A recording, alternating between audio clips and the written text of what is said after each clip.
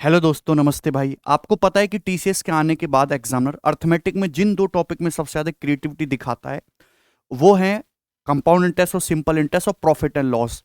पिछले 2-3 सालों में इन दो टॉपिक के सवालों की कैलकुलेशन भी बहुत ज़्यादा बढ़ी है और जो लैंग्वेज का जो दायरा है, जो लैंग्वेज की खूबसूरती है, उसको बहुत ज़्यादा बढ़ा दिया गया है। तो बहुत सारे सवाल ऐसे होते हैं जो बहुत कम समय में सॉल्व किए जा सकते हैं अगर आप उसके भाव को समझे और सही अप्रोच लगाएं। लेकिन बच्चे समझ तो जाते हैं, लेकिन वो 100 मान के करने लगते हैं, डिटेल में बनाने लगते हैं, तो उसमें समय ज्यादा खराब होता है उनकी और कैलकुलेशन भी बहुत ज्यादा बढ़ जाती है। ऐसा ही एक टाइप है अभी जो मैं इस वीडियो में डिस्कस करूंगा, जो बहुत ज्यादा फेमस है। मतलब आजकल ये जो है एक वायरल प्रॉब्लम है प्रॉफिट लॉस का और फैशन में है। ठीक है ना। वही छोटी छोटी बात लगेंगी, नया कुछ भी नहीं है, लेकिन जो सोचने का आपको जो थिंकिंग है, जो थिंकिंग प्रोसेस है, वो आपको इस तरीके से रखना है। चलिए दोस्तों, देखिए एक बात, देखिए परसेंटेज का कोई अपना मतलब नहीं होता, परसेंटेज यूजलेस। परसेंटेज का मीनिंग तभी है जब आपको यह पता हो कि वो परसेंटेज जो है वो किसको बेस मान के बताई जा रही है। तो परसेंटेज 19%, क्या 19%? कुछ भी नहीं। 19% किसका? वो बेस आपको पता होना चाहिए। तो जो डिस्काउंट परसेंटेज है वो हमेशा ही मार्क प्राइस को बेस मान के निकाला जाता है। बात आपको पता होनी चाहिए। पता सबको है, लेकिन सवाल में सोचता कोई नहीं है। जो प्रॉफिट परसेंटेज है वो हमेशा कॉस्ट प्राइस को बेस मान के निकाला जाता है। अब देखिए, आपका कॉस्ट प्राइस है, कॉस्ट प्राइस को आप किसी मार्कअप परसेंटेज से बढ़ा के फिक्स करते हो, मार्क प्राइस आता है। आपने कोई वस्तु बनाई, 100 रुपए की बनी, आपने 130 रुपए का स्टिकर लगा के मार्केट में चिपका दिया, तो आपने मार्कअप कितना किया? 30%। फिर आप उस मार्क प्राइस पर डिस्काउंट देते हो और डिस्काउंट देने के बाद फाइनली आप उस सामान को सेल कर देते हो। तो आपको नहीं दिखाई दे रहा कि कॉस्ट प्राइस को ही पहले एम परसेंटेज से बढ़ाया है, फिर जो नई वैल्यू आई है उसको डी% से घटाया है। तो इनिशियल और फाइनल क्या है? कॉस्ट प्राइस और सेलिंग प्राइस। और कॉस्ट प्राइस और सेलिंग प्राइस के बीच का परसेंटेज चेंज ही क्या होता है? Profit percentage. यानी कि जो प्रॉफिट परसेंटेज होता है वो मार्कअप परसेंटेज और डिस्काउंट परसेंटेज का सक्सेसिव होता है। मार्कअप परसेंटेज और डिस्काउंट परसेंटेज का नेट इफेक्टिव चेंज ही प्रॉफिट परसेंटेज होता है। ये बहुत छोटी छोटी सी बातें अगर ये आपको पता है तो मैं आपको 4 सवाल कराऊंगा जो रिसेंट पिछले 2 सालों में पूछे गए अलग अलग एग्जाम में। जवाब दीजिएगा भाइयों, इस क्वेश्चन का क्या आंसर है। यह सवाल जो आपके सामने दिखाई दे रहा है, आप इसको 100 मान के सीपीएमपी के फॉर्मूले से 10 तरीके से बना सकते हो, लेकिन जो बेस्ट अप्रोच आपको सीखनी है वो देखिएगा। एक डीलर को 25% का प्रॉफिट होता है जब वो इस आर्टिकल को 25% डिस्काउंट पे बेचता है मार्क प्राइस पे। If the cost price of article is increase by 35%, अगर आर्टिकल का कॉस्ट प्राइस 35% बढ़ जाता है and he still wants to earn 20% profit, लेकिन वो अभी भी 20% का प्रॉफिट कमाना चाहता है, तो मेरे दोस्तों कितना डिस्काउंट देना चाहिए सेम मार्क्ड प्राइस पर? आप ध्यान से सुनिए, आपको निकालना है मेरे प्यारे भाई यहां डिस्काउंट। डिस्काउंट किसको बेस मान के निकाला जाता है? मार्क प्राइस पे। तो अगर मैं ये मान लेता हूं कि भाई किसी वस्तु का जो कॉस्ट प्राइस है वो 100 है, किसी वस्तु का जो कॉस्ट प्राइस है 100 है, तो अगर आप किसी सामान को 25% प्रॉफिट में बेचोगे तो सामान कितने में बिकेगा? 125 में। आपने सामान को 125 में बेचा, लेकिन आपने डिस्काउंट कितना दिया है? मार्क प्राइस पे 25% का डिस्काउंट दिया है, तो आपने मार्क प्राइस के 75% में सेल किया है। आप बोलोगे हाँ जी सर, मार्क प्राइस के 75% में सेल किया। ठीक है, अगर कॉस्ट प्राइस 100 है, आप 25% प्रॉफिट अर्न करा रहे हो, तो आप मेरे दोस्तों कितने में बेच रहे हो? 125 रुपए में। और आप डिस्काउंट कितना दे रहे हो? 25%, यानी कि आर्टिकल मार्क प्राइस के 75% में सेल हुआ। अब हुआ क्या? अगर आर्टिकल का कॉस्ट प्राइस 35% बढ़ जाता है और फिर भी 20% प्रॉफिट कमाना चाहता है, तो क्या सक्सेसिव नहीं है? पहले कॉस्ट प्राइस को 35% बढ़ाना है, फिर नया कॉस्ट प्राइस आएगा, उस पर भी 20% प्रॉफिट कमाना है, यानी कि 35 और 20 का सक्सेसिव मेरे दोस्तों क्या आ जाएगा फॉर्मूले से? भाई 35 और 20 55 और 7 62% आ जाएगा। 35 और 20 का एक्स और वाई का सक्सेसिव क्या होता है? X plus y plus x into y बटे 100, यानी कि 62% कॉस्ट प्राइस को अल्टीमेटली आपने 62% बढ़ा दे। यानी कि अगर आप 162 रुपीज में बेचोगे तो कितना परसेंट डिस्काउंट आपको देना चाहिए? बस इतना ही तो सवाल है। सवाल तो एक ही लाइन का है। तो मेरे दो बस बच्चों, आप ये बताइए किससे कट रहा है? तो आपका जवाब होगा सर 5 से। यहां पे ये 25 से कट रहा ना, 5 की वैल्यू 3% है, मतलब कितने गुना है? तो आपका जवाब होगा सर 0.6 गुना है, 0.6 टाइम्स। तो भी 0.6 टाइम्स हो जाना चाहिए। भाई 16 छिक्कम 96 और 2 छिक्का 12, यानी कि मेरे दोस्तों 97.2%। 162 की वैल्यू कितनी? 97.2%। यानी कि अगर आप आर्टिकल को 97.2% में सेल करोगे मार्क प्राइस के, तो आप कितना डिस्काउंट दोगे? 100% से कितना कम है? 2.8% कम है। You will give 2.8% discount. बहुत ही बेहतरीन और एक शानदार सवाल है। समझ में आ रहा है? आप एक ही लाइन में इस सवाल को निपटा सकते हो और कैलकुलेशन भी कोई बहुत ज्यादा टिपिकल नहीं है। एक सवाल और देखिए, यह सवाल सीपीओ 2019 के एग्जाम में आया था। एक डीलर जो है 19% डिस्काउंट देता है एक आर्टिकल के मार्क प्राइस पे और उसको 17% प्रॉफिट होता है। अगर आर्टिकल का कॉस्ट प्राइस 11 से ही 1/9% बढ़ जाए तो कितना परसेंट डिस्काउंट देना चाहिए मेरे दोस्तों मार्क प्राइस पे, जिससे कि सेम परसेंटेज ऑफ प्रॉफिट हो जितना पहले होता था। सेम परसेंटेज ऑफ प्रॉफिट का क्या मतलब है भाई? पहले 17% प्रॉफिट होता था तो आज भी 17% ही प्रॉफिट होना चाहिए। आपसे क्या पूछा है? डिस्काउंट। अब डिस्काउंट किसको बेस मान के निकाला जाता है? वापस से मार्क प्राइस को बेस मान के निकाला जाता है। ठीक है, आप बोलोगे हाँ जी सर। तो हम मार्क प्राइस पे फोकस करेंगे। भाई सपोज मैंने फिर से वही कहानी, जैसे किसी आर्टिकल का कॉस्ट प्राइस 100 रुपए है, तो अगर आप किसी आर्टिकल पे 19% डिस्काउंट दोगे तो आपको 17% प्रॉफिट होगा। तो सामान बिकेगा कितने में? 100 प्लस 17 117 में बिकेगा। 117 रुपए में बेचने पर मेरे दोस्तों आपको कितना डिस्काउंट देना पड़ता है? 19%। अगर आप मार्क प्राइस पे 19% डिस्काउंट दोगे तो आप मार्क प्राइस के 81% में सेल करोगे। मार्क प्राइस के 81% में सेल करोगे। 100 पे 19% आपने डिस्काउंट दिया।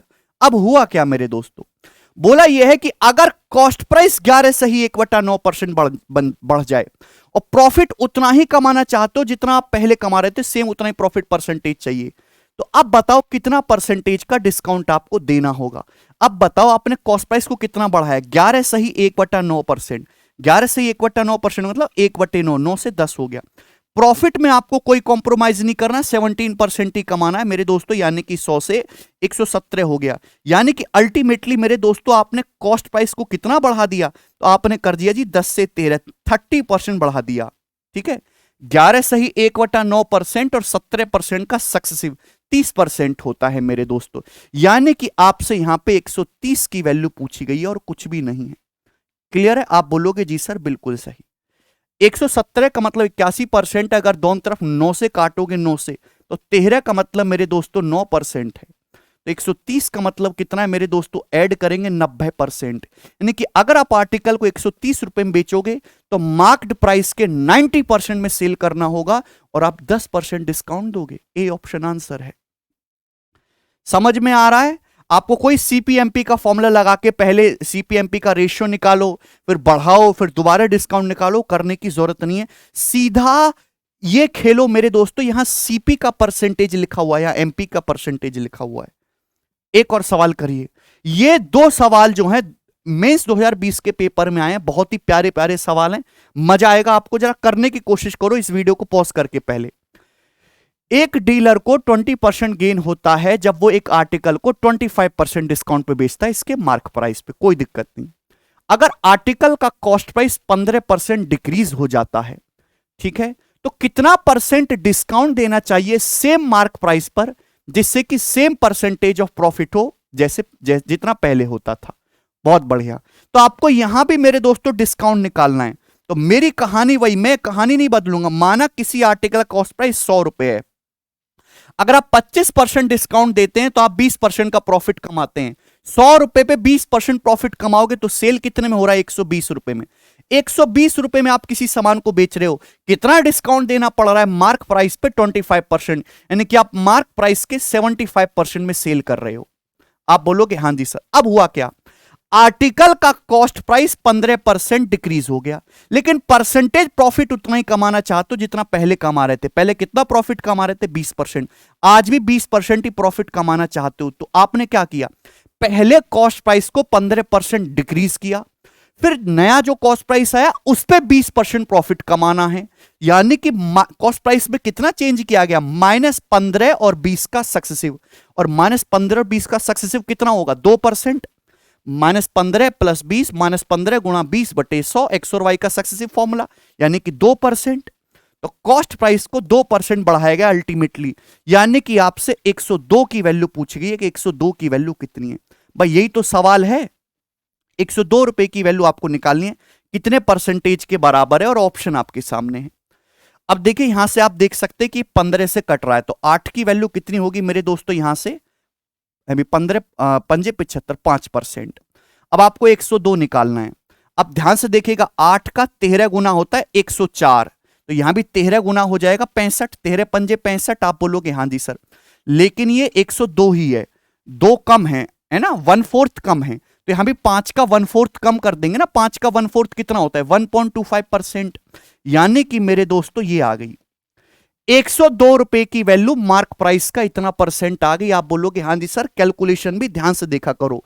8 का 13 गुना 104, तो 5 का 13 गुना 65, ये 2 कम है, 8 का 2 कम है 1/4, तो 5 का 1/4 1.25% कम है, यानी कि मार्क प्राइस के इतने परसेंट में सेल करोगे तो डिस्काउंट कितना दोगे, 100% को घटा देंगे, 100% में से घटा देंगे इसको, 100 में से 65 जाएगा 35, और माइनस 1.25 घटाओगे तो प्लस 1.25, यानी कि आप कितना डिस्काउंट दोगे, 36.25% डिस्काउंट दोगे। C option. बात समझ में आई? अगर आप किसी आर्टिकल को मार्क प्राइस के इतने परसेंट में सेल करो तो what discount you are giving, 100% में से इसको माइनस कर देंगे। इससे बेहतरीन तरीका नहीं हो सकता। एक और सवाल करिए, शानदार सवाल है मेरे दोस्तों, यह भी मेंस के पेपर का पूछा हुआ है, बहुत प्यारा प्रश्न। करिए, A trader gains 25% by selling an article with 20% discount on its mark price. एक ट्रेडर को 25% का प्रॉफिट होता है जब वो उसके मार्क प्राइस पे 20% डिस्काउंट देता है। बहुत बढ़िया। आर्टिकल का कॉस्ट प्राइस 30% बढ़ जाता है, तो कितना परसेंट डिस्काउंट देना चाहिए सेम मार्क प्राइस पर जिससे कि 15% प्रॉफिट हो मेरे दोस्तों। अब देखिएगा, आपको डिस्काउंट निकालना, फिर से वही कहानी कि माना कॉस्ट प्राइस 100 रुपए है, अगर किसी आर्टिकल का कॉस्ट प्राइस 100 रुपए और आप 25% प्रॉफिट कमा रहे हो तो आप कितने में सेल कर रहे हो, 125। 125 रुपए में सेल करने के लिए आपको कितना डिस्काउंट देना पड़ता है, 20%, यानी कि मार्क प्राइस के 80% की वैल्यू है। आप बोलोगे जी सर, अब हुआ क्या, आर्टिकल का कॉस्ट प्राइस पहले आपने 30% बढ़ाया, फिर नया कॉस्ट प्राइस आ गया, अब कितना डिस्काउंट देना चाहिए कि आपको 15% प्रॉफिट हो, तो पहले 30% बढ़ाना है, फिर जो वैल्यू आएगी उसको 15% बढ़ाना है, तो 30 और 15 का सक्सेसिव कितना आएगा, 30 15 45 प्लस 4.5, 30 गुणा 15/100, यानी कि मेरे दोस्तों 49.5%। 30 और 15 का सक्सेसिव कितना हो जाएगा, 49.5%। तो कॉस्ट प्राइस को अल्टीमेटली 49.5% बढ़ाओगे तो आपको कितने की वैल्यू निकालनी है, 149.5 रुपए की वैल्यू निकालनी है, कितने परसेंटेज के बराबर है। अब देखिए स्टूडेंट्स क्या करते हैं मेरे दोस्तों की, ये दे रखा है 1% की वैल्यू निकालो, 149.5 से गुणा करो, इतना नहीं सोचना है, नजदीक समझिए। अगर 125 की वैल्यू 80% है तो 25 की वैल्यू कितना परसेंट है, जवाब दीजिए भैया। दोनों तरफ 5 से डिवाइड करेंगे 16%। भाई 125 और 25 150 हो गया, ये तो 149.5 ही है, 0.5 कम है, तो 0.5 की वैल्यू कितना परसेंट है, जवाब दीजिए। 25 गुणा 0.02 होता है, 25 दूनी 50, 0.02, तो 16 की 0.02 में गुणा होगी 0.32%। आप बोलोगे हाँ जी सर मजा आया, मतलब इसको जोड़ूंगा और इसको माइनस करूंगा मेरे दोस्तों, आएगा ना 149.5, यानी कि कितना आएगा 80 16 96 माइनस 0.32%, ये आ गया। आप बोलोगे हाँ जी सर, यानी कि अगर आप आर्टिकल को 149.5 में सेल करोगे तो अब मार्क प्राइस के इतने परसेंट में सेल करना होगा, तो what discount percentage you will give, 100% में से माइनस करेंगे, 96 घटाएंगे 4, माइनस 0.32 को ऐड करेंगे तो 0.32, यानी कि you will give 4.32% discount, that means C option. आपको समझ में आया? तो ये बहुत इंपॉर्टेंट टाइप है, इसको अपनी बुद्धि में मन आत्मा में बिठा लीजिए मेरे दोस्तों, कि गारंटी से मैं आपको कहना चाहता हूं कि इस टाइप का हल्का फुल्का डाटा चेंज करके आने वाले अपकमिंग एग्जाम में आपको सवाल दिखेंगे, अभी कम से कम 2 साल तक, ठीक है, फिर ये आना बंद हो जाएगा। तो आप इसको पढ़िए ढंग से, ठीक है। ऐसी छोटी छोटी वीडियो जो नए नए टाइप के सवाल आ रहे हैं, मैं कोशिश करूंगा कि विभिन्न एग्जामों के कंपाइल करके ऐसी शॉर्ट वीडियोज में आपको समझाए जाए। अगर आपको ये लेक्चर पसंद आया है, ये कंसेप्ट समझ में आया, ट्रिक फ्रिक नहीं है ये कुछ भी, this is a proper concept, तो जो कमेंट सेक्शन में आप अपनी राय जरूर दें, ठीक है भाई। चलिए धन्यवाद भाई, बाय।